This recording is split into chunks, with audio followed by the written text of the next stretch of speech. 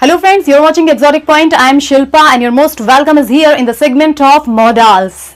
I'm very happy that you all are learning everything. You are learning each and every aspect of modals. So thank you very much. And firstly, मैं आपको आज बताना चाहूंगी कि एक comments आया था, मिस राधा मूर्ति वाशने हैं, उन्होंने मेरे को बोला है कि कैन का वीडियो मैम प्लीज दोबारा कैन समझा दीजिए। मिस राधा प्लीज आप एक काम कीजिए, एक कैन का मैंने वीडियो बनाया हुआ है पहले से, आप उसको देख लीजिए। अगर आपकी समझ में नहीं आता है तो I will make specially for you again, मैं दोबारा से आपके लिए फिर से अपलोड कर दूंगी और समझा दूंगी। और one more, that is a PAT करके मेरे एक और सब्सक्राइबर है, उन्होंने मुझसे पूछा था, एक सेंटेंस दिया था कि we should have a cup, you should have a cup of coffee for energy drink, like इस तरीके से था। तो मिस्टर पेट, जो भी आपका नाम है, आपने उसमें यही लिखा हुआ है, तो मैं आपको बताना चाहूंगी कि use of should in terms of the sentence is correct, कि जहां पर आपने शुड का यूज किया है वो सेंटेंस आपका पूरी तरह से करेक्ट है। तो चलिए आज स्टार्ट करते हैं हम अपना मॉडल का next, that is very important, जो आपके कम्युनिकेशन स्किल्स से लेकर के सभी स्किल्स में काम करता है, और आप उसके बिना तो कोई भी आप अपना कम्युनिकेशन स्किल्स बिल्कुल कंप्लीट नहीं कर सकते, एकेडमिक नहीं कर सकते और कॉम्पिटिटिव भी नहीं कर सकते। तो देखिए, वुड की बात हम कर रहे हैं आज। तो देखिए, विल का यूज करते हैं हम फ्यूचर इंडेफिनिट में, आप टेंस वाला वीडियो देख सकते हैं।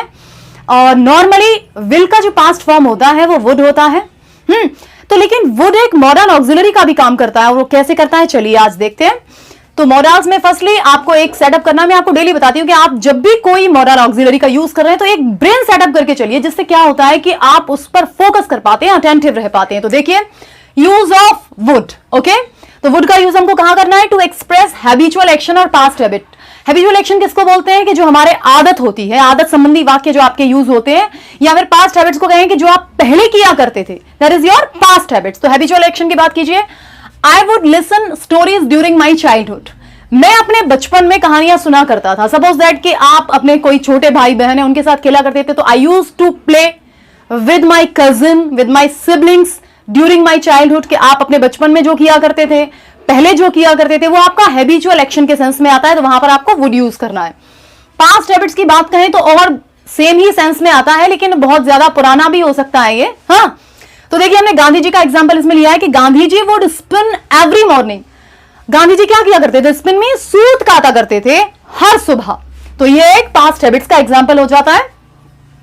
नेक्स्ट देखिए, पोलाइट रिक्वेस्ट। पोलाइट रिक्वेस्ट क्या होता है? आपका विनम्र, जो प्रार्थना करते। देखिए, एक तो होती है रिक्वेस्ट, आप प्रार्थना तो कर ही रहे हैं, एक तरीके से किसी से निवेदन कर रहे हैं, जो है ना, बहुत ज्यादा विनम्र जो होता है। और सेकेंडरी है आपका डेटर्मिनेशन।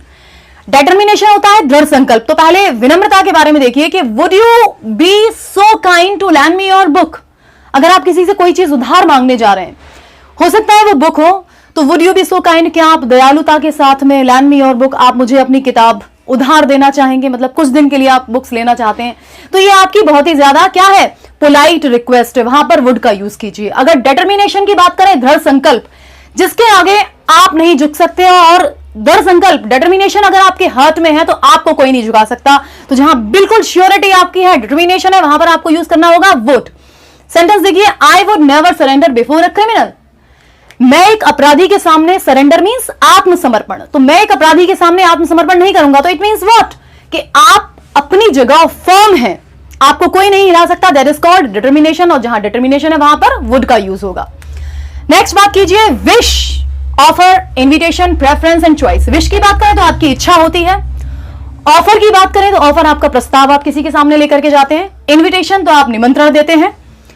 प्रेफरेंस आप किसी को जब प्राथमिकता देते हैं।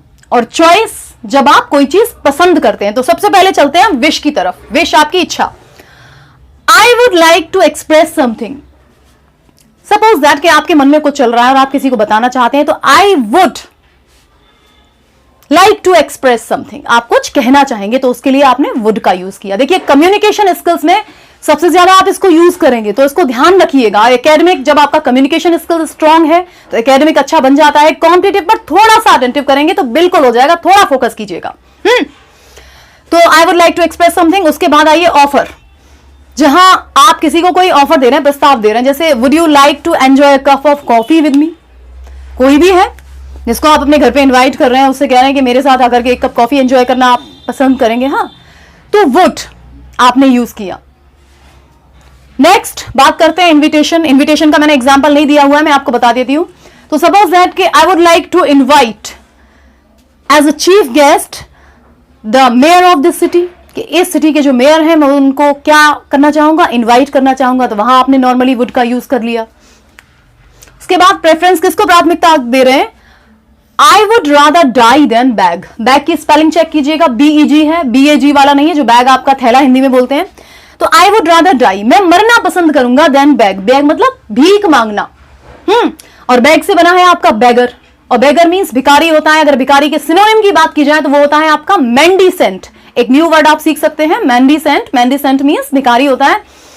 तो I would rather die than beg, मैं मरना पसंद करूंगा इन कंपैरिजन ऑफ क्या, भीख मांगने के बजाय। तो यहां देखिए कि आपका एक कह सकते हैं कि आपका जो सेल्फ कॉन्फिडेंस आपके अंदर है, आपका आत्म जो स्वाभिमान है जो आपका, वो आपको नहीं इस बात को अलाउ करता। तो इसलिए ये क्या हुआ, आपका प्रेफरेंस हुआ, प्राथमिकता हुई। अब बात करें चॉइस की। चॉइस आपकी क्या है, I would prefer to fail than copy in exam.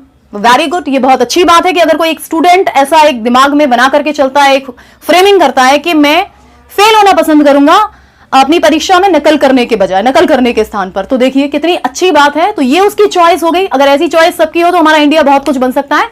लेकिन अभी आपको क्या बनना है, आपको वुड का यूज सीखना है और इन सबको ध्यान रखना है। और वुड कहां यूज होता है उस पर तो आपको बेहद फोकस करना है। नेक्स्ट आइए, अनरियल कंडीशन और प्रोबेबिलिटी और स्ट्रॉन्ग डिजायर। अनरियल कंडीशन कौन सी होती है, जो अवास्तविक होती हैं, उनका वास्तविकता से संबंध नहीं होता, जो हमारे इमेजिनेशन पर बेस्ड होती हैं, कल्पनाओं पर आधारित होती हैं।